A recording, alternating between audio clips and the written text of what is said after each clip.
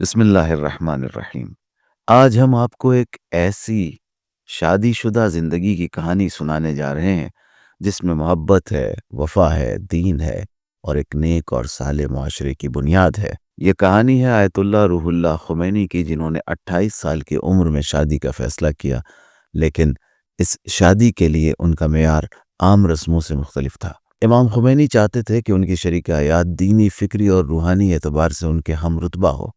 وہ کہتے تھے اگر میں خود علم حاصل کر رہا ہوں تو میں ایسی بیوی چاہتا ہوں جو میری ہم فکر ہو۔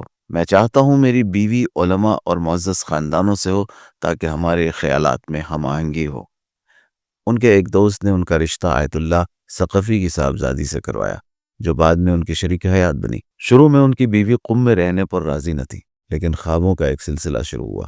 ایک رات انہوں نے رسول اکرم صلی اللہ علیہ وآلہ وسلم، حضرت علی علیہ السلام اور امام حسن علیہ السلام کو خواب میں دیکھا کہ وہ ان سے ناراض ہیں۔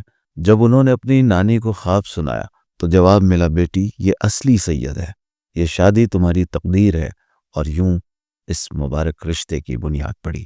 امام خمینی علیہ الرحمہ اور ان کی زوجہ کی زندگی نہایت سادہ تھی، مگر عزت، محبت اور احترام سے بھرپور تھی۔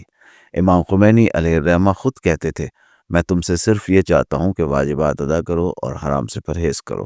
وہ گھر کے کاموں میں شریک ہوتے، کبھی چائے خود بناتے، کبھی پانی لینے خود اٹھتے، یہاں تک کہ اگر کوئی کہتا آپ ہم سے کہتے ہم پانی لے آتے تو جواب دیتے، میں آپ سے کیوں کہوں، میں خود لا سکتا ہوں۔ ان کا ماننا تھا کہ تربیت کا پہلا اصول آپسی انڈرسٹینڈنگ ہے۔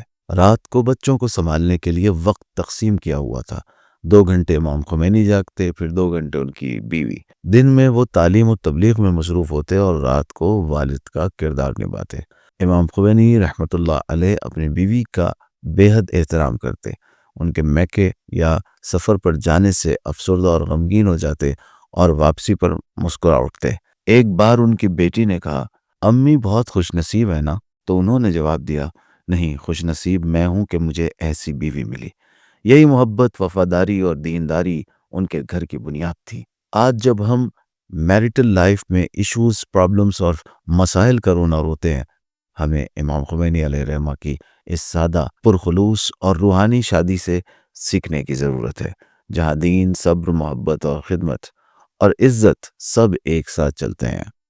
امام خمینی علیہ الرحمہ فرماتے ہیں، شادی صرف معاہدہ نہیں ہے بلکہ ایک مقدس عبادت ہے۔